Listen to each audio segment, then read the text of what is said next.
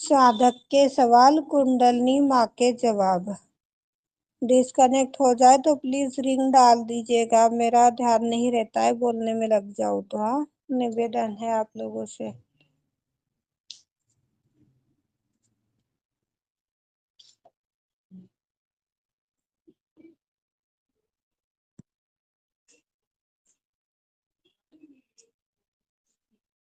जो हमारी उच्च अवस्था है, जो परलोक की अवस्था है, सहस्त्रार से भी ऊपर की अवस्था परलोक, हमारी कुंडली जो होती है, उस कुंडली को परलोक की अवस्था में स्थापित करने के लिए कितना समय लगता है?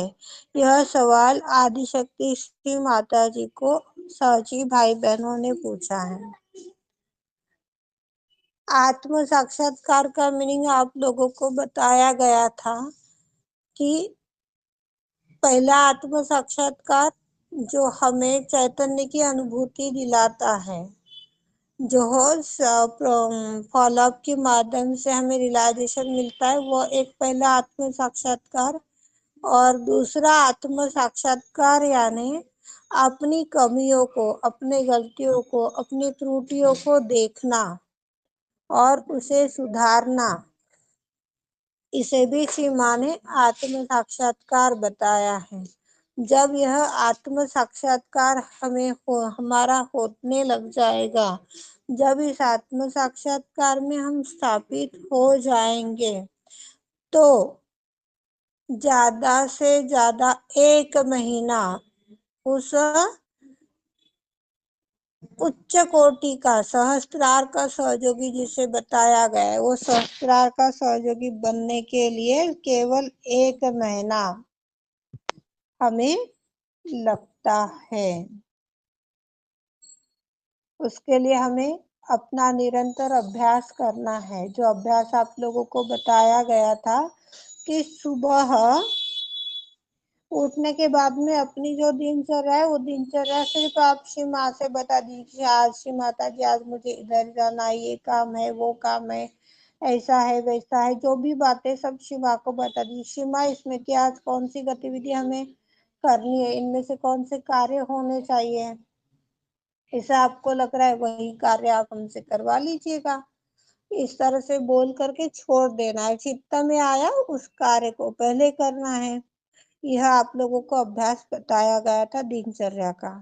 जब पूरा दिन समाप्त हो जाता है, तब जाकर के सुबह नींद से उठने के बाद सोने के समय तक आपने दिन भर में क्या क्या किया, किसको क्या बोला, किसके प्रति कैसे विचार रखे, किसके प्रति कैसी धारणाएं रखी, कितने ईमानदारी से जिए, कितने बेईमानी से जिए, कितनों को आनंद दिया, कितनों को दुख दिया, ये सारा ब्यौरा आदिशक्ति को सुना देना कि माँ, आज मैं यहाँ गई थी, उससे ये बात हुई, उससे वो बात हुई।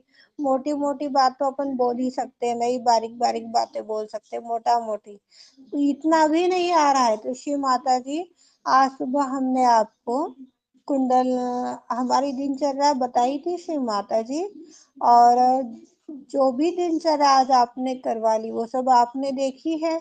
आपको पता है इस दिनचर्या के चलते जाने अनजाने हमसे कोई गलती हुई है माँ, तो हम आपके शिशु सम अबोध बालक हैं। कृपावंत होकर हमें हमारे गलती का अनुभव प्रदान कीजिए, हमें वह ज्ञान दीजिए जिससे कि हम अपनी गलती को सुधार सके, हमें वह शक्ति दीजिए जिससे हम उस गलती को सुधारने के लिए कामयाब हो सके।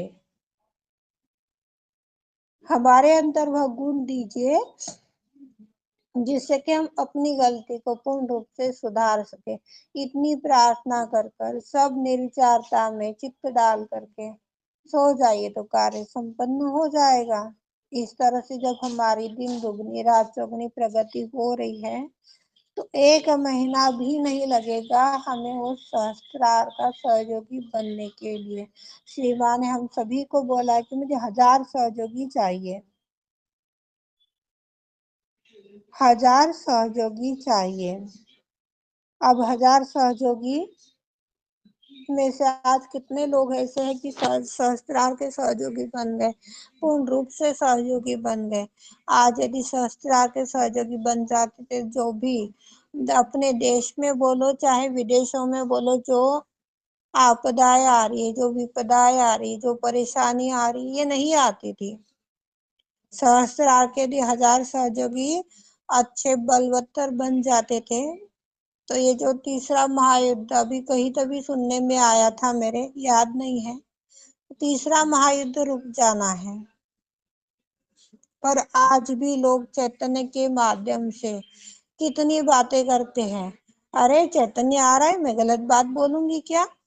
मैं गलत बात बोल बताऊंगी क्या? सीमा के प्रति मैं ऐसा बोलूंगी, सीमा के प्रति मैं ऐसा करूंगी? इस तरह की धारणाएं इन लोगों की होती है। सबसे अच्छी उपलब्धि आदिशक्ति ने हम सभी को दी है कि उनसे वार्तालाप कीजिए। अभी जो हम लोगों ने ओपन योर हार्ट की चर्चा को आत्मसात किया, उसके अंदर आप लोगों को ये बात बताई गई थी, और पहले भी यह बातें आप लोगों को बार बार बताई जा रही कि सीमा से पूछिए, सीमा से वार्तालाप कीजिए। सीमा जितना एग्जैक्ट परफेक्ट जवाब हमें दे पाती है, उतना हमें कोई जवाब नहीं दे पाता है। और तब जाकर के आपको यदि कोई संकेत मिल रहा है पर आप समझ नहीं पा रहे हो, तो हम लोग आप लोगों के साथ है। मुझे भी आप लोगों की आवश्यकता है, आप लोगों को भी हम जैसों की आवश्यकता है। पर फर्स्ट प्रायोरिटी सीमा को दीजिए। जब इस तरह का हमारा अभ्यास प्रतिदिन होता चला जाएगा, तो हम जरूर सहयोगी बन जाएंगे, सहस्त्रार के सहयोगी बन जाएंगे कि अरे मैंने माँ से तो पूछा था, और उनसे पूछने के बाद में जो बात उन्होंने बताई, तो उसकी कितनी सुंदर अनुभूति हुई, कितना आसानी से वो कार्य होगा। ऐसे आनंद में हम दिन दुगनी रात चौगनी प्रगति करते हैं। हमारा इससे एक बहुत बड़ा फायदा होता है, जो हमारा दृढ़ विश्वास होता है, जो प्रेम होता है, हमारी करुणा होती है परमात्मा के प्रति। एक शक्ति से नहीं पूछ रहे हैं, किसी अन्य व्यक्तियों के पास में जा रहे हैं कि अरे भाई हमें थोड़ा बता दे, क्या करूं कैसे करूं, तो वो अपने अनुभवों के बल पर बोलेगा, और जितना संतुलन में है उस संतुलन के अकॉर्डिंग हमें बताएगा। पर वो यदि संतुलन में नहीं है, तो पुराना साधक होने के बावजूद भी गलत बात बताएगा। निवेदन है, जिन्हें उच्च अवस्था प्राप्त करनी है, आदिशक्ति से एकरूप होइए, आदिशक्ति से वार्तालाप कीजिए, और अपने आप को टटोलिए, किसी को मत टटोलिए। आज यदि हम खुद को टटोल रहे हैं, खुद को देख रहे हैं, तो बाहर की बुराई हमारे अंदर आएगी नहीं, ये पहला फायदा। और दूसरा फायदा कि हमारे अंदर की अशुद्धताएं बाहर फेंकने में हमें सहायक बन जाएंगी उस परमात्मा की शक्तियां।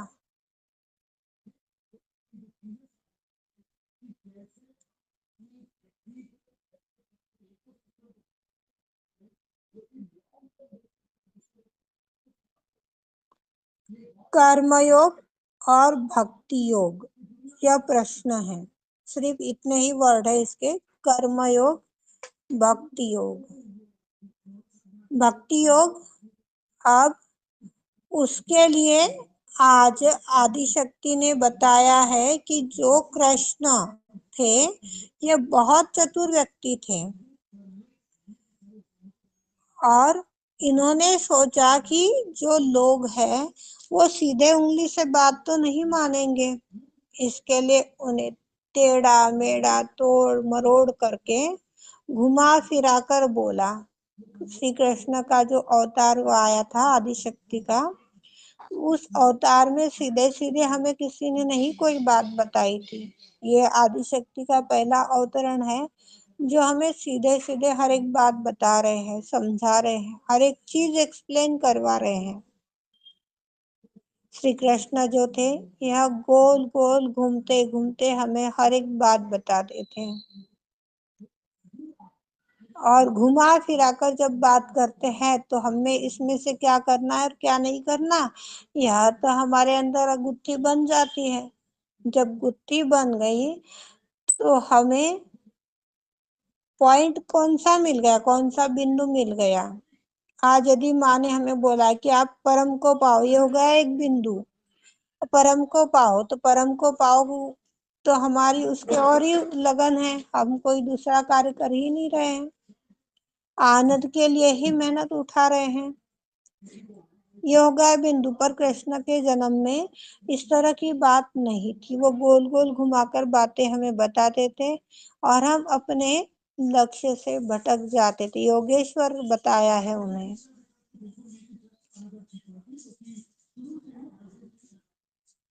भक्ति योग के बारे में यदि कहा जाए तो बहुत ही दिलचस्प कहानियां इसकी श्री कृष्ण की हमें देखने को सुनने को मिलती है। पर यदि हम भक्ति करते हैं तो आदि शक्ति को एक पुष्प समर्पित कर रहे हैं। यदि हम भक्ति कर रहे हैं तो आदि शक्ति को एक पुष्प समर्पित कर रहे हैं और उस पुष्प समर्पित का फल आदि शक्ति श्री माता जी हमें देते हैं।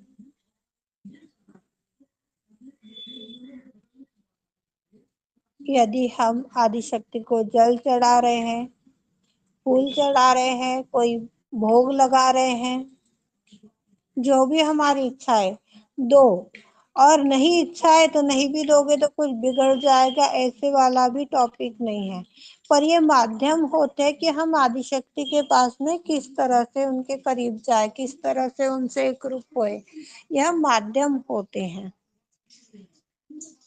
और इसी माध्यम से हमें आनंद प्राप्त होता है। जो आनंद की प्राप्ति होती है उसे ही भक्ति करना कहते हैं,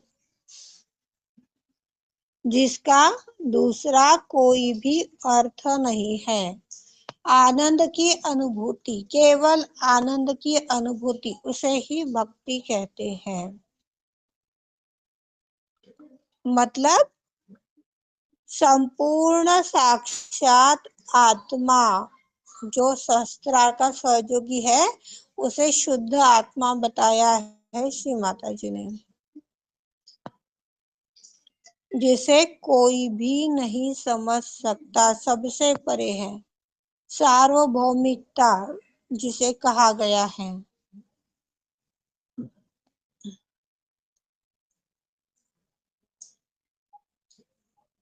आनंद में यदि भक्ति कर रहे हैं तो उस परम परमात्मा से, उस विश्व विधाता से हम एक रूप है, उनसे जुड़े हुए हैं।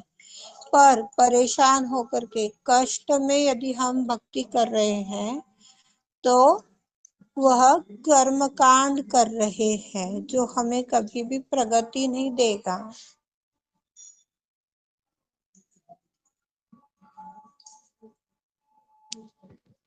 इसलिए हर समय हमें भक्ति की ही प्रार्थना करनी चाहिए। श्री माँ, हमें आपके प्रति अटूट श्रद्धा दीजिए, अटूट भक्ति दीजिए।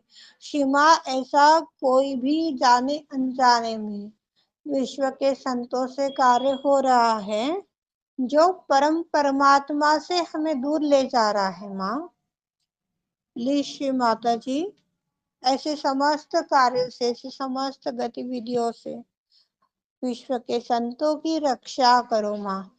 इस तरह से जब हम प्रार्थना कर रहे हैं तो हमारी भक्ति अड़ी है, और अनजाने में भी ऐसा कोई कार्य हो रहा है तो वो परम परमात्मा की शक्ति हमें उस कार्य करने से रोक देती है, हमें प्रोटेक्शन प्रदान करती है, जो अड़िग भक्ति कहलाती है।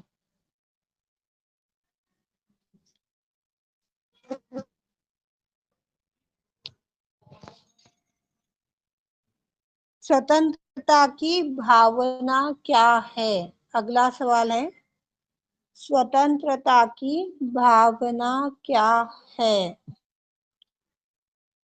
जो व्यक्ति बिल्कुल शांत चित्त स्वरूप में विराजित है, पूर्ण रूप से शांत है, किसी प्रकार की अशांति उसके अंदर नहीं है, किसी प्रकार की कोई चिंता नहीं है। ऐसे व्यक्ति स्वतंत्र व्यक्ति होते हैं। इसके ऊपर आदिशक्ति ने एक घड़े का उदाहरण दिया है। एक घड़े के अंदर यदि हम पानी डाल रहे हैं और उस पानी के अंदर यदि हम खड़े डाल रहे हैं तो लहरियां उठ रही है, और उस लहरों से यदि हम घबरा रहे हैं तो मान लीजिए कि अभी तक आप नाव पर सवार ही नहीं हुए।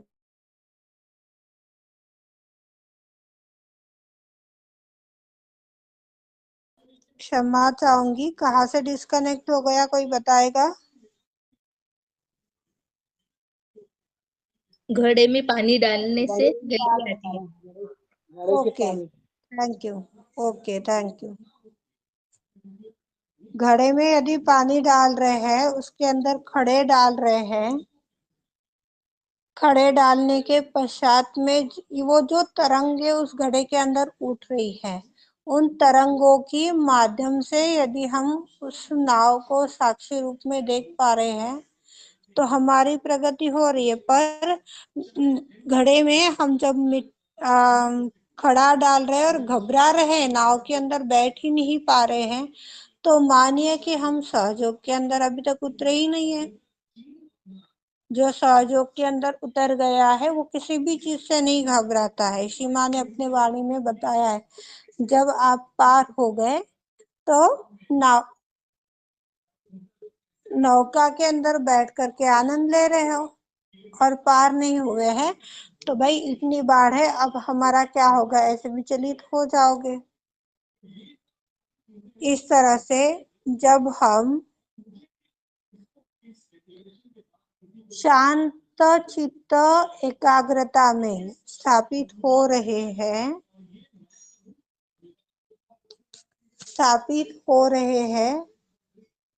किसी प्रकार की परेशानी नहीं है, तो हम स्वतंत्र हैं।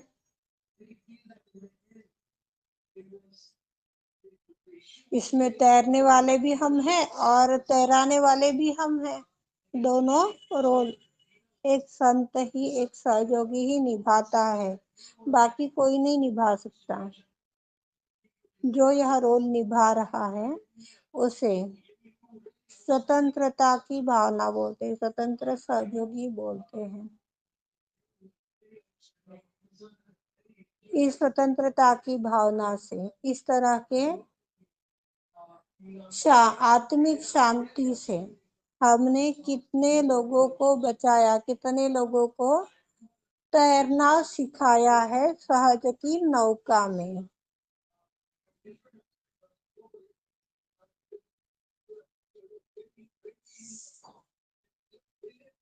कितने लोगों को इस तैराकी में बचाया, तैराकी में प्रवीण किया है, कितने लोगों को सुरक्षा प्रदान की है।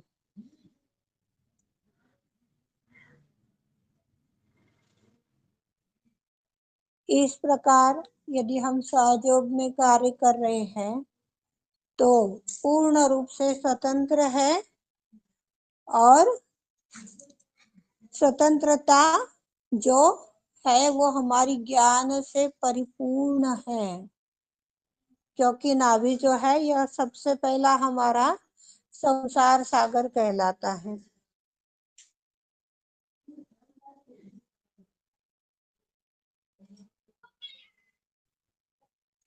जब हम ज्ञान की प्रकाश में आ गए तो हमारी आत्मा प्रकाशित है, क्योंकि ज्ञान का प्रकाश जो है यह आत्मा का ही प्रकाश होता है। आत्मज्ञान जिसे बोलते हैं, जो हम लोग रेगुलर सुबह में आदि शक्ति से मांग रहे हैं, आत्मज्ञान का प्रकाश। जब यह आत्मज्ञान का प्रकाश प्रकाशित होता है तो जो काम हमने कभी नहीं किया है वो भी काम हम करने लग जाते हैं। हमने कभी लिखना पढ़ना जाना नहीं, पर जब हमारे अंदर प्रकाश जाग उठा तो हम लिखने भी लग गए, पढ़ने भी लग गए। कभी स्टेज पर जाकर के हमने बोलना, कभी माइक हाथ में पकड़ के बात नहीं की, ऐसे लोग बोलने भी लग जाते हैं, क्योंकि आत्मा का प्रकाश यानी सहस्त्रार का सहयोगी, स्वतंत्र सहयोगी जो होता है।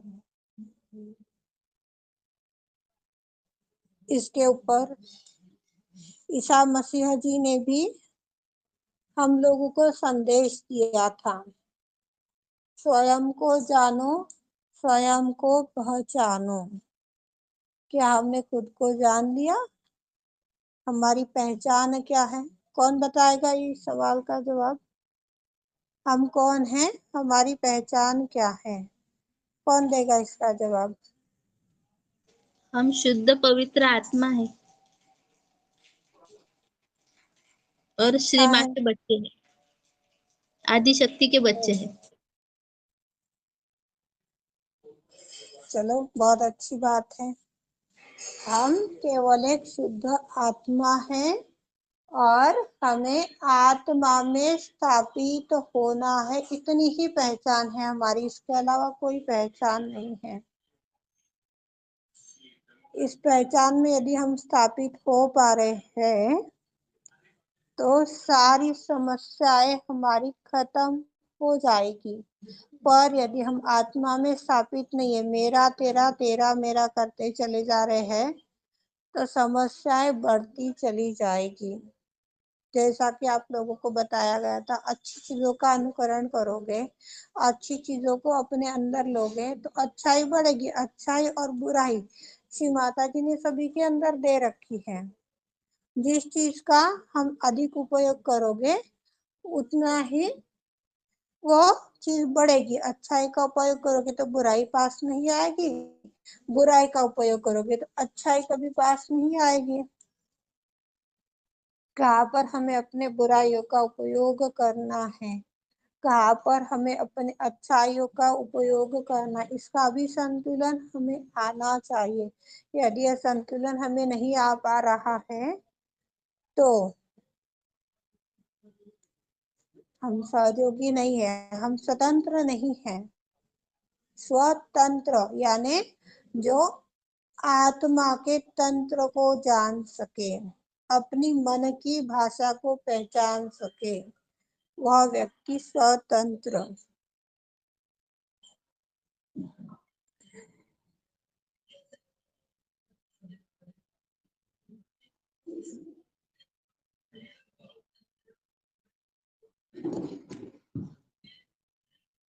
अगला क्वेश्चन है, हमारे परिवारों में और हमारे दोस्तों को जो सहयोग में हम लाभ उठाते हैं, इस लाभ से हम कैसे प्रभावित कर सकते हैं? सहयोग के माध्यम से जो लाभ हम लोग उठा रहे हैं उसे अपने परिवार के लोगों को या अपने दोस्त मंडली को, फ्रेंड सर्कल को कैसे प्रभावित कर सकते हैं, यह क्वेश्चन है। आदिशक्ति बता रहे हैं, प्रेम और करुणा यह सबसे ऊंची शक्ति है। प्रेम और करुणा ध्यान में लीजिएगा, प्रेम और करुणा यह सबसे बड़ी शक्ति है और इस शक्ति की सहायता से व्यक्ति की छोटे से छोटी और बड़े से बड़ी परेशानी समाप्त हो जाती है। जब परेशानी समाप्त हो सकती है तो हम विकसित है, फिर वो खुद से भी रिलेटिव हो सकता है, किसी जानवर से रिलेटिव हो सकता है, किसी निर्जीव व्यक्ति से रिलेटिव हो सकता है। जब पूर्ण विकसित हो गए हैं तो 2 दिन हमारी हर चीज कैसे अधिक अच्छी उपयोग में आएगी या फिर कैसा किस रूप से सामने वाले व्यक्ति का आनंद स्थापित होगा, कैसी उसकी दिक्कतों को कम किया जाएगा, यह एक जो पूर्ण जागरूक सहयोगी है वही बता पाता है, जिसे विकसित सहयोगी बोला गया है। किसने माइक खोला था? हाँ, नीलम वर्मा। जय श्री माता जी। नीलम वर्मा, जय श्री माता जी।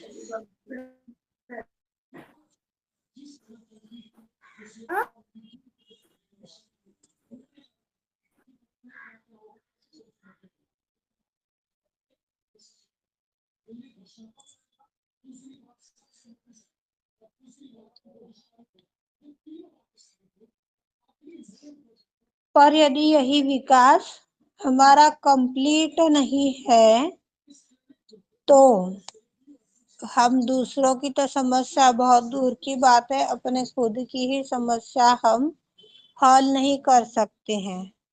फिर किसको फोन लगाऊं, किसको पूछूं, किसको बताऊं, क्या करूं, इस तरह की सिचुएशन हम लोगों की बन जाती है।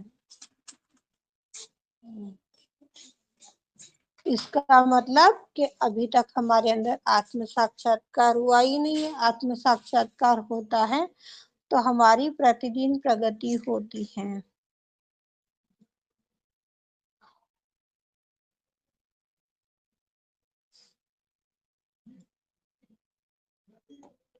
जो कुछ भी भयानक चीजें हमारे सामने या हमारे व्यक्तित्व के अंदर छुपी हुई है वे हमारी विरासत है, जो पूर्वकालीन संस्कार जिसे बोलते, युगो युगांतर तक की जो भी चीजें बोलते हैं वह विरासत कहा गया है।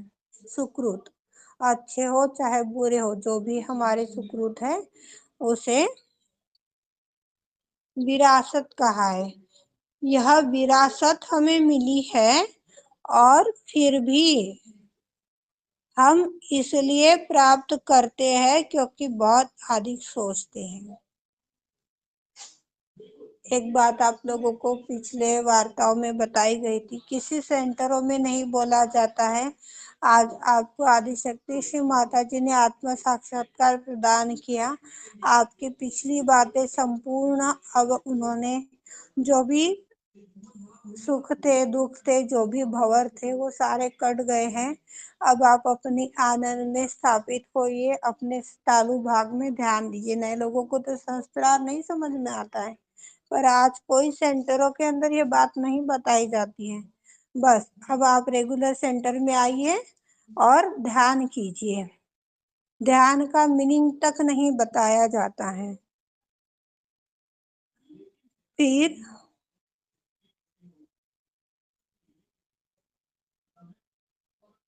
इसी कारण से जो हमारा आत्म साक्षात्कार, जो अनुभूति हमें आदिशक्ति ने प्रदान की है, उससे हम गिर जाते हैं, उससे हम भटक जाते हैं और इसी कारण से हम अधिक ज्यादा सोचते हैं, विचार विमर्श करते हैं, भटकते हैं और आत्म साक्षात्कार के पश्चात जब हमारी कुंडलनी पूर्ण रूप से जागृत रहती है और उस चक्कर जागृत अवस्था के अंदर यदि हम गलत व्यक्ति के साथ बैठ रहे हैं, गलत व्यक्ति के पास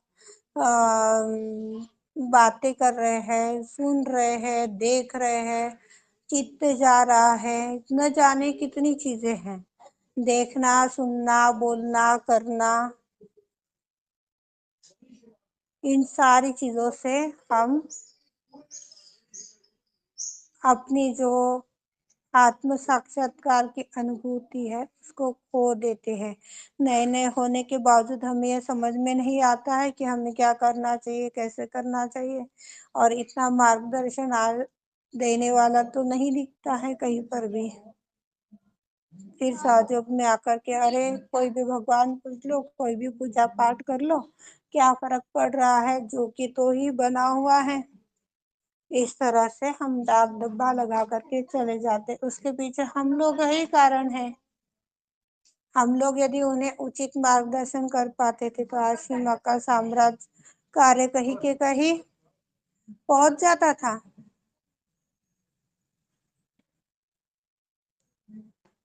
इस तरह से अभिविन्यास भी भोजन जैसे अन्य व्यक्तियों को बदल देता है। हम बड़े लालची लोग हैं जो खुद के बारे में सोचते हैं।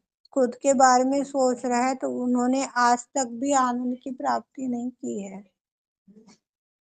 स्वयं के बारे में जो सोचने लग गया उसे सबसे बड़ा लालची बताया गया है और ये गणेश के विरोध का गुण है। पर यही लालच यदि हम परमार्थ के लिए यदि करते, अरे चलो आज 2 का भला हो गया तो कल 4 का भला हो जाए, इस तरह की यदि लालच है जो हमें परमात्मा से एकरूप करवा रही है तो हमारा जीवन परिवर्तित हो रहा है। पर हम ऐसा नहीं करते हैं और ऐसा न करने के कारण से हम धन उन्मुख हो जाते हैं। धन उन्मुख यानी जो हमारे पैसे अदले से जो भी कार्य होते हैं उसमें हम उलझ जाते हैं, उसमें भटक जाते हैं। इस तरह से हमारी पूर्ण व्यवस्था बदल जाती है। इसके ऊपर एक उदाहरण अभी अभी चित्त में सिमाने लाया है। कोई असाध्य विकार हो जाता है। असाध्य विकार जब हो रहा है तो एक विकार को बैठाने के लिए या फिर एक ऑर्गन्स को ठीक करने के लिए लाखों रुपए हमें लग जाते हैं, पर हमने कभी इस शरीर की कदर नहीं की, कभी इसके बारे में नहीं सोचा। अपने विचारों से, अपने धारणाओं से, अपनी बातों से, अपनी इच्छाओं से, अपने कार्य से हर बार इसको चुनौती दे देकर गलत व्यवहार कर इसका सारा खराबा करके रख दिया। एक ऑर्गन यदि ठीक करना है तो लाखों रुपए हमें डॉक्टर्स को देने पड़ते हैं। एक विकार यदि लग जाता है तो हजारों रुपए की ट्रीटमेंट हम लोग करते हैं। पर कोई फोकट का प्रेम करने के लिए यदि आपको बोल दे कि प्रेम से थोड़ा रह लो, क्या फर्क पड़ता है? किसी को 2 शब्द अपने सही रास्ते के बता दे तो क्या नुकसान हो जाता है। पर फोकट का सलाह भी हमें देना गवारा नहीं है। ऐसे लोग धन उन्मुख हो जाते हैं। पैसा दे देकर वो कुछ टाइम के लिए अपनी समस्याओं को ब्रेक तो लगा लेते हैं पर उबर नहीं पाते हैं। तो हमें कौन सी चीज ज्यादा फायदेमंद है? आप सभी समझदार हो।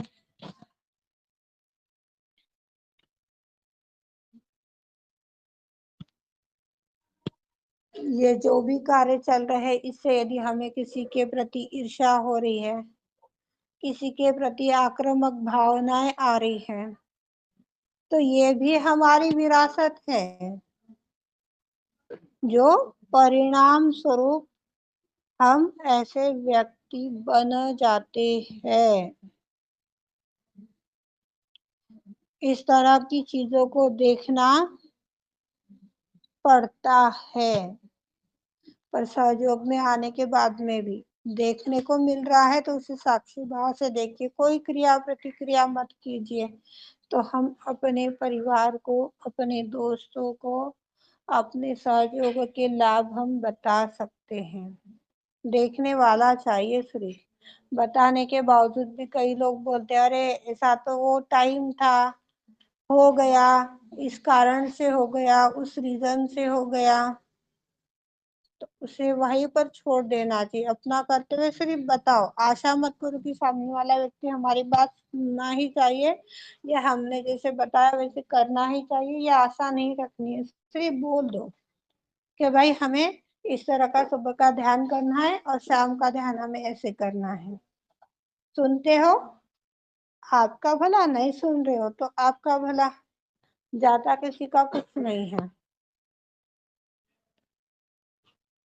जो चीजें हम देखते हैं और किसी प्रकार की प्रतिक्रिया नहीं करते हैं, तो 100% हम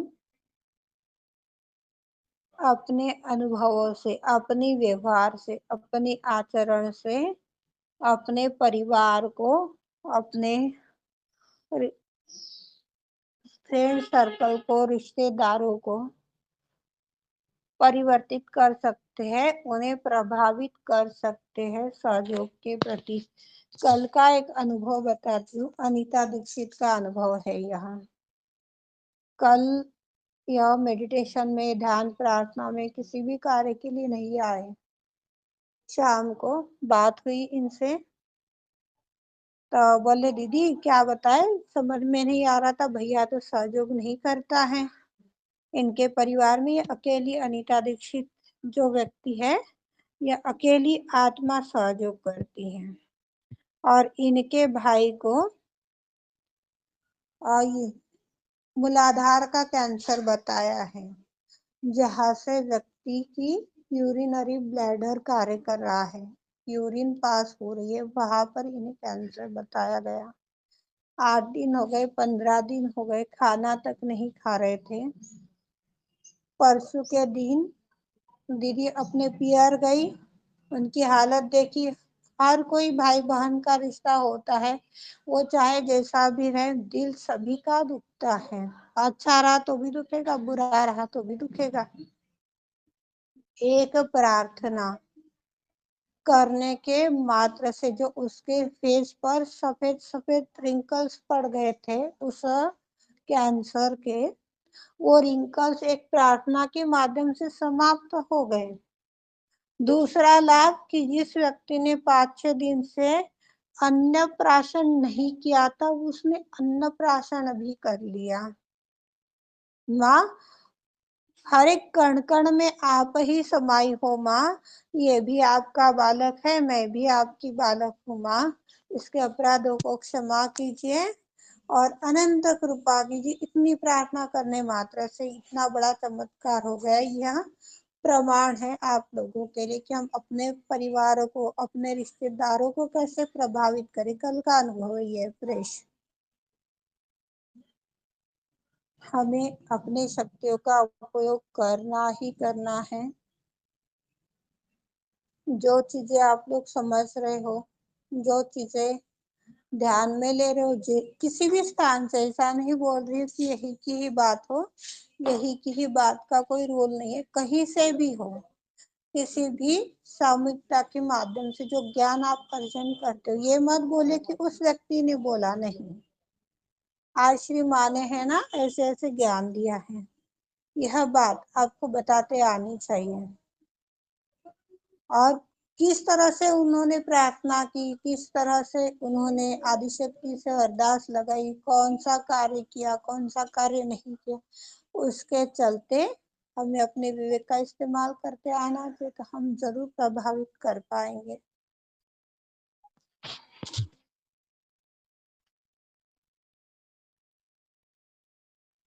अंतिम सवाल है, कुंडलनी को ऊपर उठाने से क्या लाभ होते हैं? कौन देगा इसका जवाब? ओपन योर हार्ट पार्ट 3 में समझाया गया था। कौन देगा इसका जवाब? कुंडलनी उठाने से क्या लाभ होते हैं? जिसे ओपन योर हार्ट की चर्चा समझ में आई होगी, वह इसका जवाब दे पाएगा। जय श्री माता जी। जय श्री माता जी। इंदिरा जी बोलिए। क्वेश्चन ये है कि कुंडलनी को उठाने से क्या, हेलो, कुंडलनी को उठाने से क्या लाभ होता है, ये क्वेश्चन है। आत्मा स्वरूप बन जाता है जब कुंडलनी जागरण हो जाती है, ये लाभ होते हैं। सारी शारीरिक, मानसिक, आर्थिक और सारी समस्याएं हल हो जाती है और अपन आत्मा स्वरूप बन जाते हैं और चैतन्य में लीन हो जाते हैं। मतलब परम चैतन्य कार्य करता है। जब कुंडली उठ जाती है तो परम चैतन्य कार्य करता है। ओके, और कौन बोलना सारी चाहे? परेशानियां दूर हो जाती है, जो भी है, जो भी। सबसे ज्यादा तो विचार निर्विचार हो जाता है इंसान। जय श्री माता। जय श्री माता जी। ओके, और कौन बोलना चाहेगा? आत्मा का परमात्मा हाँ। से मिलन हो जाता है। आत्मा का परमात्मा से मिलन हो जाता है। ओके, हाँ रेणु सिंह। दीदी, महात्मा से का कार्य मिलता है पर कुंडली उठती है तो माँ के दरबार जाते हैं परम चैतन्य। ओके, और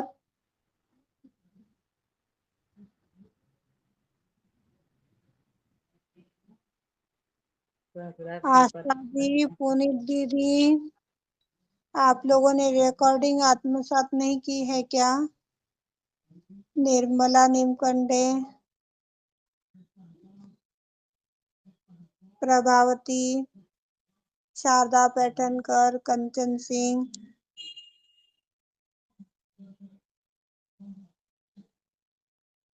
ओके,